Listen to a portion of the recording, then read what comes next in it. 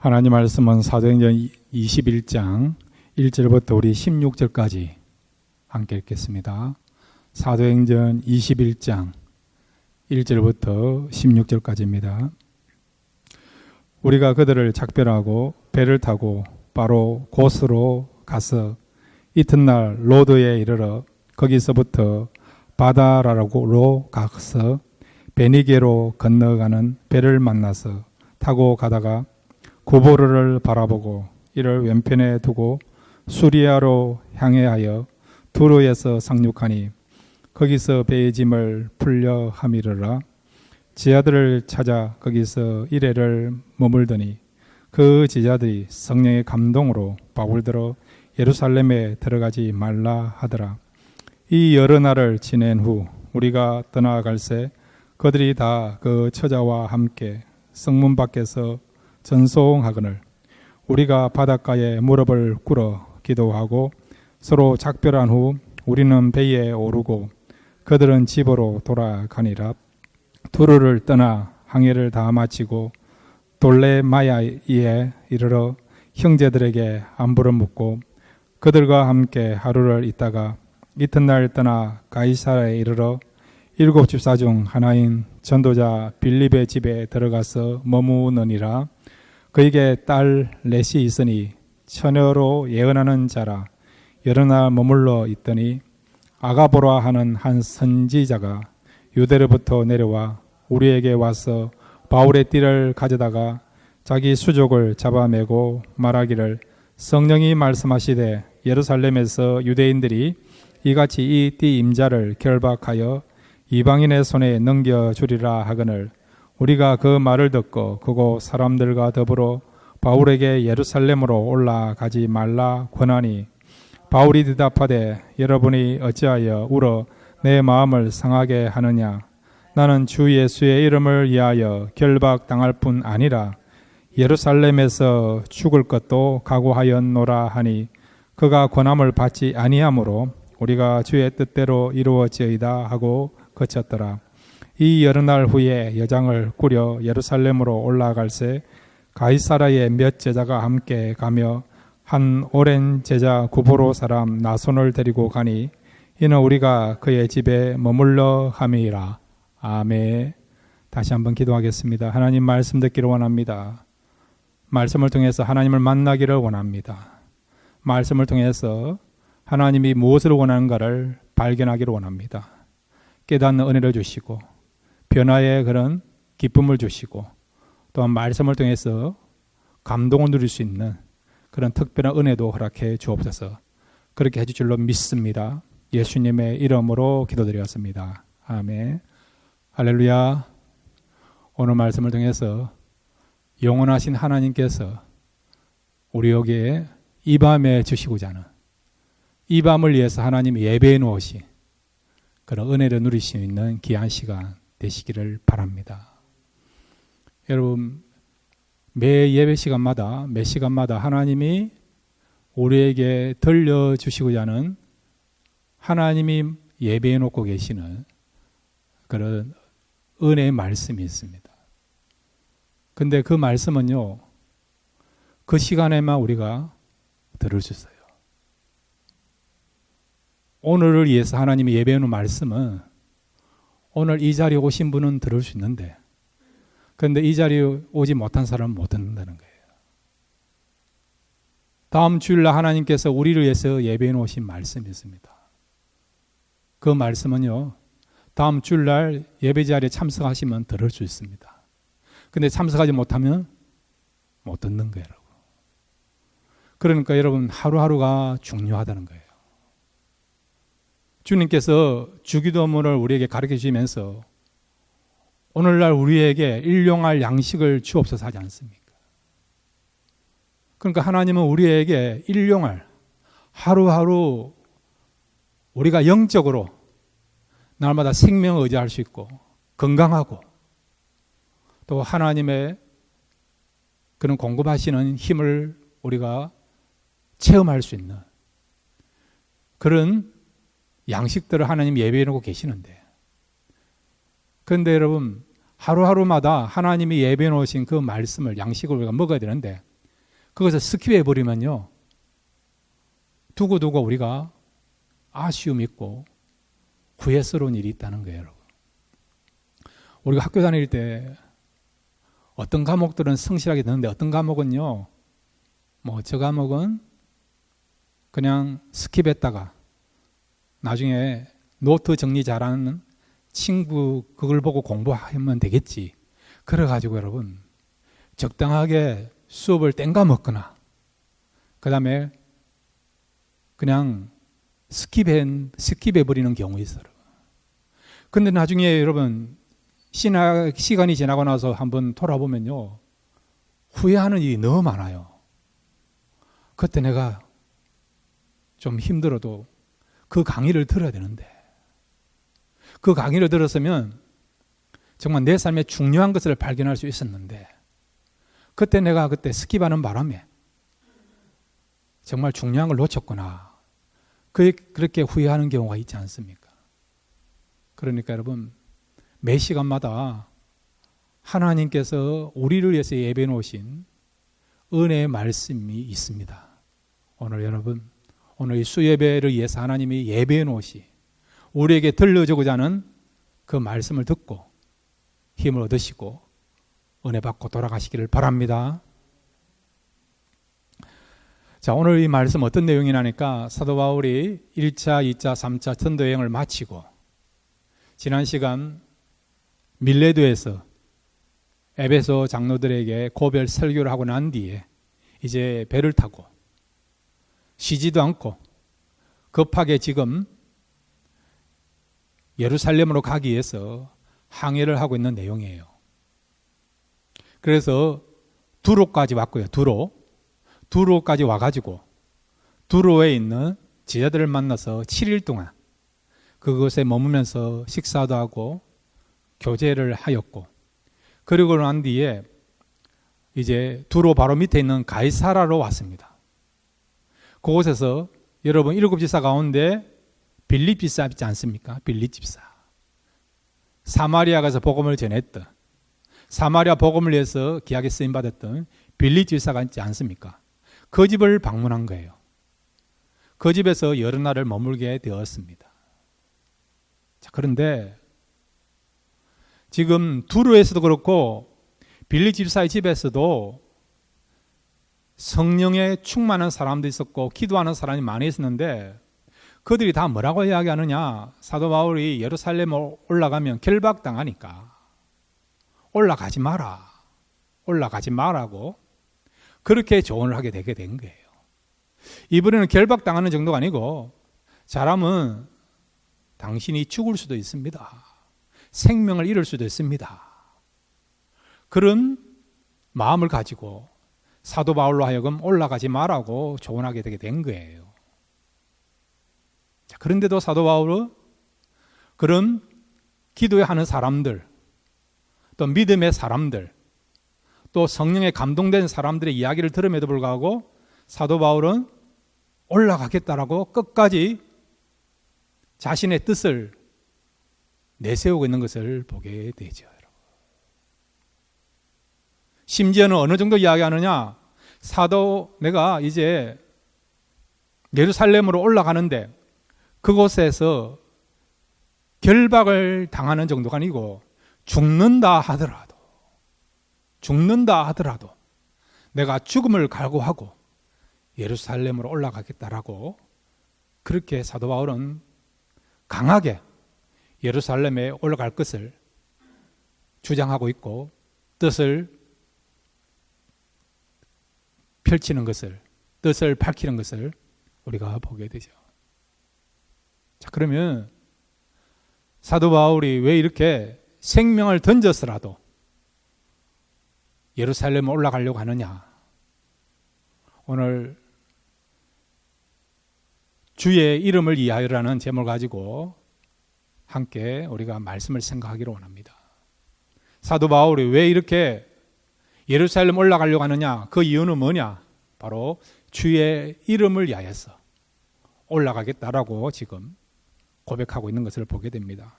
13절 말씀을 같이 읽겠습니다. 13절 함께 읽겠습니다. 시작. 바울이 대답하되 여러분이여 어찌하여 울어 내 마음을 상하게 하느냐? 나는 주 예수의 이름을 위하여 결박당할 뿐 아니라 예루살렘에서 죽을 것도 각오하였노라 하니. 아멘. 아멘. 사도 바울이 뭐라고 이야기합니까? 예루살렘 올라가서 결박당한다. 그 정도가 아니고요. 죽는다 하더라도 내가 올라가겠다. 죽는다 하더라도 올라가겠다는 거예요. 자, 여러분, 이 지구상에 목숨을 던진 사람들이 있습니까? 없습니까? 많이 있죠. 꼭 여러분, 복음이 아니더라도, 하나님을 위해서 아니더라도 목숨을 던진 사람들이 많이 있어요, 여러분. 그냥 편안하게 여러분 자연사 하는 것이 아니고 목숨을 던져서 결국 목숨을 잃어버리면서 죽는 사람이 있지 않습니까? 이수진 장군 같이 전쟁에서 나라를 구하기 위해서 목숨을 잃어버리는 그런 사람도 있지 않습니까? 어떤 여러분 회사원은 회사를 위해서 너무 열심히 일한 나머지 결국 과로사로 일찍 세상을 떠난 사람도 있지 않습니까? 이수연이라는 젊은 유학생은요, 일본에서 공부하다가 하루는 신오코부 역에서 지하철을 기다리고 있는데 어떤 여자가, 일본 여자가요, 술 취한 나머지 철로 밑으로 떨어졌습니다. 그런데 이 이수연이라는 한국 유학생이요, 뛰어내려가지고 그 일본 여학생을 구한 거예요. 일본 여자를 구한 거예요. 그런데 자신은 밑이 피하지 못한 나머지 열차에 치여서 죽었습니다. 꽃다운 나이에 일본에서 죽었어요. 2001년도에 일어난 사건이에요.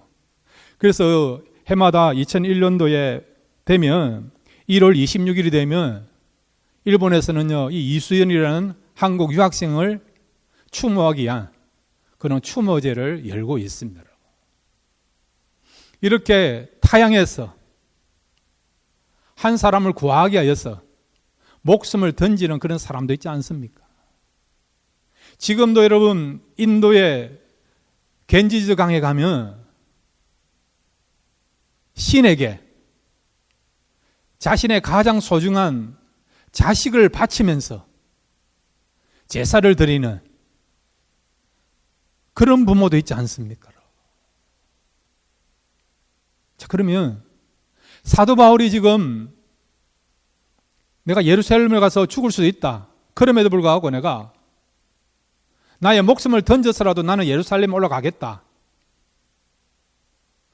그런 각오를 밝히고 있어요. 그러면 사도 바울하고 다른 사람들하고 목숨을 던지는 일에 있어서 무슨 차이점이 있습니까? 오늘 본문에 보면 사도 바울이 예루살렘으로 올라가서 죽는다 하더라도 목숨을 던지는 일이 일어난다 하더라도 내가 그것을 감당하겠다고 고백하고 있죠. 사도 바울이 그렇게 목숨을 던지면서 올라가야 될 이유가 뭡니까? 그리고 사도 바울은 무엇을 위해서 목숨을 던진다고 이야기하고 있습니까? 오늘 여러분 사도행전 21장 13절에 보면 나는 주 예수의 이름을 위하여 결박당할 뿐 아니라 예루살렘에서 죽을 것도 각오하였노라 하니. 아멘. 무엇을 위하여 목숨을 던진다고요? 주 예수의 이름을 위하여.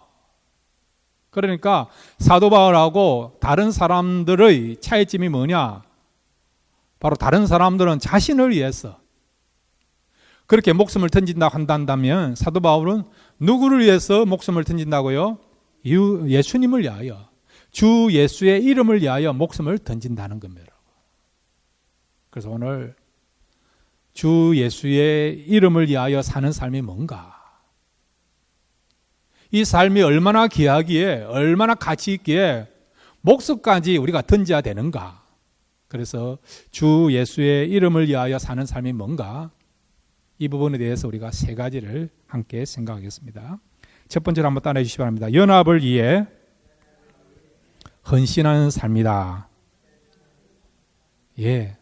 사도 바울이 왜 이렇게 목숨을 던지려고 합니까?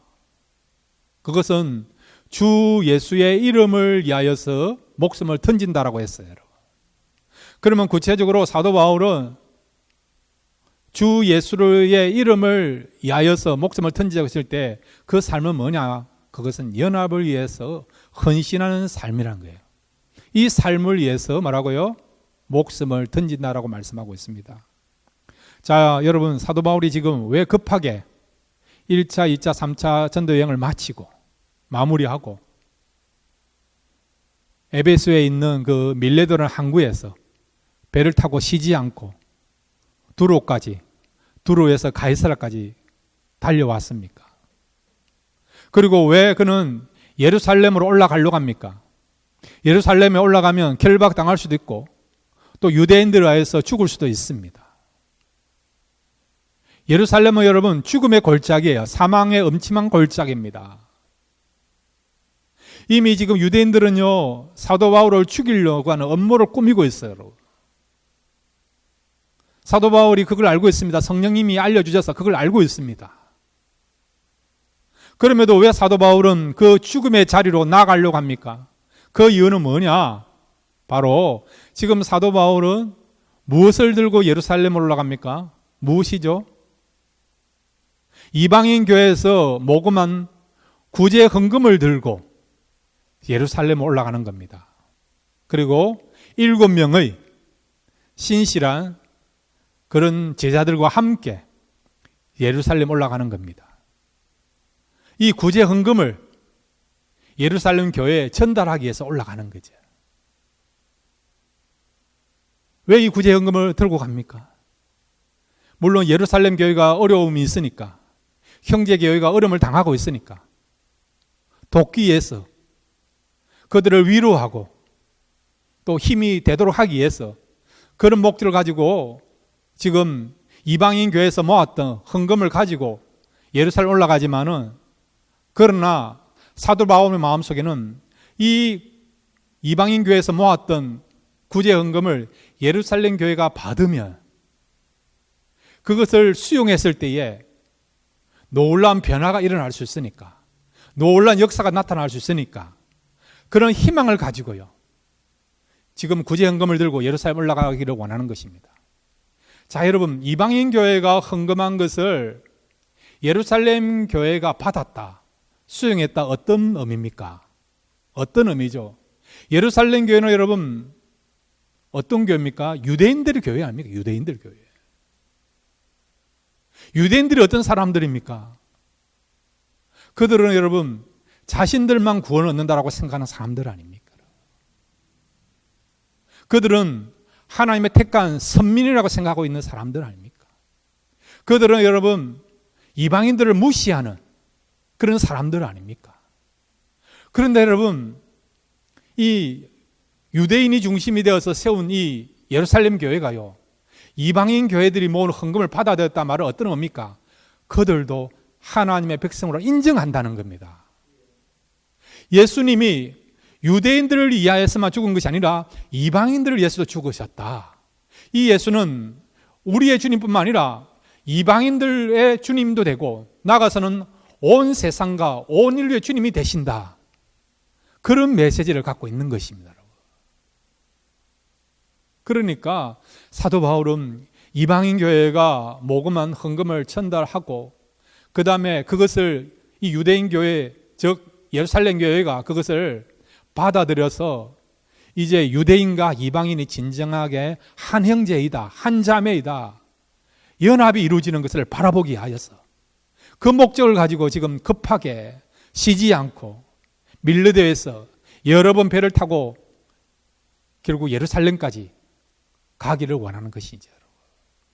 만약에 이 연합이 이루어지셨다, 이 예루살렘 교회가 이방인들을 받아들이고 진정한 형제로, 자매로 예수 안에서 우리는 진정한 성도이고 하나 되었다. 우리 예수님은 이방인들을 위한 예수님뿐만 아니라 우리 또 유대인들을 위한 예수님이시다. 그래서 예수님의 이름이 유대인뿐만 아니라 이방인들도 찬양을 받고 영광을 받고 온 세계가 예수님의 이름을 높여드리고 온 세계가 예수님의 이름을 높여드리는 경배하는 그런 역사가 일어났으면 좋겠다. 그런 심정을 가지고요. 사도 바울은 지금 목숨을 걸면서, 목숨을 던지면서 그런 각오를 가지고 예루살렘을 올라가려고 하는 것입니다. 이것이 뭐라고요? 주 예수의 이름을 위하여 사는 삶입니다. 저와 여러분도 온 인류가 인종과 언어, 문화를 초월해서 예수 그리스도를 믿고 예수 그리스도 안에서 우리가 한 현지게 되고 한 자매가 되었다. 이런 아름다운 영적인 연합이 이루어질 수 있다. 그렇다고 한다면 이 일에 헌신하는 것은 어떤 삶입니까? 주님의 이름을 위하여 사는 삶입니다. 이런 아름다운 삶을 살아드릴 수 있는, 또 살아갈 수 있는 그런 저와 여러분 되시기를 바랍니다. 두 번째로 여러분, 우리가 주 예수 이름을 위하여 사는 삶이 무엇입니까? 한번 따라해 주시기 바랍니다. 받은 은혜에 감사하면서 살아가는 삶이다. 예. 자, 여러분, 사도 바울은 왜 이렇게 목숨을 던지면서 살려고 했을까요? 사도 바울의 고백 기억나지 않습니까? 내 안에 사는 이는 그리스도시니 나의 죽음은 유익하다. 내가 살아도 주를 위하여 살고 죽어도 주를 위하여 죽나니 그러므로 사나 죽으나 주의 것이로다. 사도 바울의 고백 기억하지 않습니까? 사도 바울은 예수 그리스도를 전가하는 일에 목숨을 걸었고 그 일에 최선을 다한 것을 알고 있지 않습니까? 왜 그렇게 했습니까? 적당하게 할 수도 있고 여러분, 얼마든지 여유롭게 세상적인 그런 기쁨이나 즐거움을 누리면서 살아갈 수 있음에도 불구하고 왜 이렇게 사도 바울은 복음을 전하는 것과 주님을 전가하는 일에 목숨을 걸면서 거기에 모든 것들을 집중시키면서 몰두하면서 그렇게 살았을까요? 그 이유가 뭡니까? 자, 여러분, 디모데전서 1장 12절부터 14절 보면 왜 내가 예수님을 위해서 복음을 위해서 사는가 그 이유를 말씀해 주고 있습니다. 디모데전서 1장 12절에 14절입니다. 시작.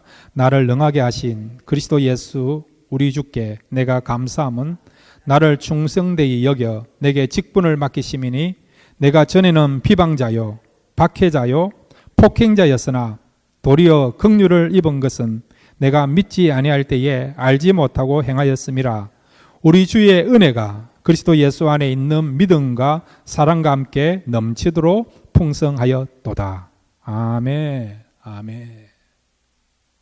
만약에 사도 바울이 예수님을 알지 못했다, 예수님이 찾아오셔서 예수님께서 사도 바울을 만나주지 아니했다, 그러면 사도 바울 인생 어떤 삶을 살아갈까요? 그가 고백한 처럼 복음의 원수된 자요, 또한 복음의 핍박자, 해방자, 그런 인생을 살아갈 수밖에 없었다는 거예요.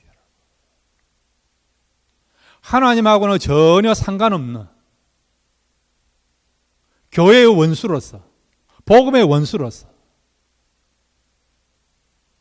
마귀의 종으로서 살아가는,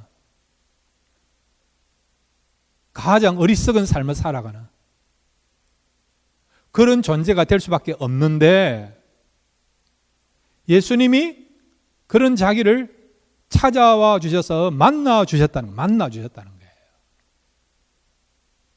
그리고 복음을 위해서 일을 할 수 있는 그런 기회를 주셨고, 가장 가치 있고 의미 있는 삶을 살 수 있는 그런 은혜를 주님께서 주셨다는 겁니다. 사도 바울 이것을 깨달으니까, 이것을 발견하니까 너무 감사하고 기뻤어. 그래서 주님을 위해서 살아가게 되었다라고 고백하고 있는 거죠. 여러분 한번 생각해 보세요.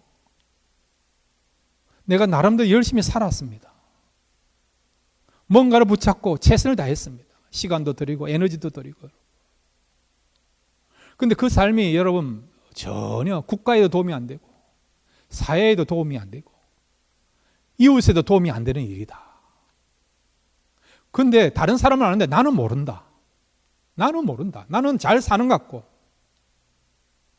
건강한 삶을 사는 것 같고, 가치 있는 삶을 사는 것 같이 보이는데, 그런데 객관적으로 볼 때에 전혀 그 삶은 가치 있는 삶도 아니고 의미 있는 삶도 아니고 정말 쓰레기 같은 인생을 산다. 정말 실패하는 인생을 산다. 어리석은 삶을 산다. 그렇다고 한다면 여러분, 그것만큼 안타까운 일이 어디 있습니까? 그런데 누가 와가지고 알려주는 거예요. 너가 그렇게 사는 것은 잘못되었다. 실패하는 인생이다. 그렇게 살면 망하는 거다. 망하는 거다. 그것을 누가 알려줬다 한다면 그 사람이 얼마나 고마웠습니까? 그리고 내가 바르게 살 수 있도록 길을 열어준다면 더욱더 고맙지 않겠습니까? 주님이 사도 바울을 그렇게 하셨다는 거예요. 그냥 내버려두면 사도 바울은 하나님과 원수된 사람이고 삶을 살고 복음의 원수요, 교회의 원수로서 멸망받을 수밖에 없는 그런 삶을 살 수밖에 없는데 주님이 찾아오셔서 만나주심으로 말미암아 그에게 은혜를 베풀어 주셔서 그가 복음을 받아들이고 복음을 위하여 살 수 있는 길을 열어준 것을 생각할 때 바른 삶, 참된 삶을 살게 하는 그런 은혜를 받은 것을 생각할 때 너무 감사하다는 거죠. 그래서 사도 바울은 주님의 은혜를 받은 자로서 이것이 너무 귀하고 소중하고 감격이 넘쳐서 목숨을 던져서라도 복음을 전가하고 주님을 전가하려고 하는 그런 마음과 자세를 가지고 살아가게 된 것을 보게 되는 거죠. 이것이 뭐라고요? 우리가 주의 이름을 위하여 사는 삶이 되는 겁니다. 저와 여러분도 예수님 때문에 우리 인생이 바뀌었습니다. 새로운 인생을 살게 되었습니다. 가장 가치 있고 의미 있는 삶을 살게 되었습니다. 날마다 이런 걸 생각할 때 저와 여러분도 날마다 주님의 은혜에 감사하시고 남은 생에 주님을 위하여 복음을 위하여 또 하나님 맡기신 그 사명을 위하여 살아드릴 수 있는 그런 저와 여러분 되시기를 바랍니다. 세 번째로 여러분, 주 예수의 이름을 위하여 사는 삶이 무엇입니까? 한번 따라해 주시기 바랍니다. 주님의 이로와 능력으로 살아가는 삶이다.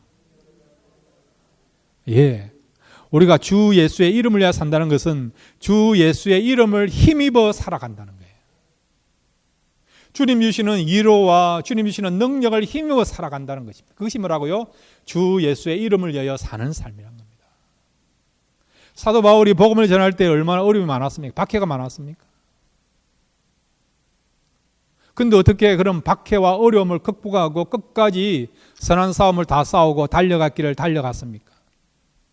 그 이유는 뭡니까? 힘들 때마다 낙심될 때마다 하나님이 찾아오셔서 그를 위로하신 거예요. 용기를 주시고 말씀을 주시고 은혜를 주신 것입니다. 이런 주님의 위로와 주님의 능력을 매 순간마다 힘입으니까 그 능력으로 그가 끝까지 선한 싸움을 싸우고 달려갔기를 달리는 사명을 잘 감당하게 되는 것을 보게 되는 거죠. 자, 여러분, 사도행전 18장 9절에서 10절, 고린도 교회에서 복음을 전하다가 어려움을 겪었어요. 낙심될 수 있는 그런 상황이었습니다. 그럴 때 하나님이 찾아오지 않습니까? 자, 사도행전 18장 9절 10절 같이 읽겠습니다. 시작. 밤에 주께서 항상 가운데 바울에게 말씀하시되 두려워하지 말며 침묵하지 말고 말하라. 내가 너와 함께 있으며 어떤 사람도 너를 대적하여 해롭게 할 자가 없을 것이니 이는 이 성중에 내 백성이 많음이나 하시더라. 아멘. 하나님이 직접 말씀하시는 겁니다. 두려워하지 말라. 침묵하지 말고 담대히 말씀을 전하는 거죠. 그리고 내가 너와 함께 한다. 내가 너와 함께 한다. 낙심되고 힘이 빠질 때에 주저앉고 싶고 마음의 근심과 두려움이 생길 때마다 하나님께서 정확하게 하셔서 말씀으로 위로하지 않습니까? 두려워하지 말라. 걱정하지 말라. 담대히 말씀 전하라. 방해가 있다 하더라도 방해를 넘어서 복음을 전가할 수 있도록 하나님께서 기회를 주실 것이고 환경을 만들어 줄 것이다. 그리고 아직도 이 성에 복음을 들을 자가 많이 있다. 그러니까 걱정하지 말고 담대히 말씀을 전하라고 위로하시지 않습니까? 그래서 이 하나님의 위로를 받고 사도 바울은 계속해서 고린도에서 말씀을 전하고 제자들 양육한 것을 우리가 알고 있지 않습니까? 고린도후서 1장 5절도 마찬가지입니다. 고린도후서 1장 5절입니다. 시작. 그리스도의 고난이 우리에게 넘친 것 같이 우리가 받는 위로도 그리스도로 말미암아 넘치는 도다. 아멘. 고난이 있지만 고난만 있는 게 아니고 뭐가 있다고요? 넘치는 위로가 있으니까. 주님의 위로가 있으니까 그 위로를 힘입어서 담대하게 복음을 전가하고 사명을 감당하게 된 것을 보게 되죠. 그러니까 우리가 주 예수를 위하여 산다는 말은 여러분 또한 주 예수의 이름을 힘입어서 능력을 힘입어 살아간다는 겁니다. 이것이 여러분 주 예수를 위하여 살아가는 삶이 될 수 있습니다. 날마다 여러분 주님의 이름을 위하여 살아가시기 바랍니다. 날마다 감사하시고 그리고 또한 주님이 원하는 삶은 주님을 통해서 복음을 통해서 우리 모두가 하나 되는 거 아닙니까? 하나 되는 그 일을 위하여서 쓰임받기를 바라고요. 뿐만 아니라 우리가 주님 주시는 그 힘과 능력을 힘입어서 살아갈 때 그 삶은 주 예수의 이름을 위하여 살아가는 삶이 될 줄로 믿습니다. 이런 삶을 살아가시는 저와 여러분 되시기를 주님의 이름으로 축원드립니다.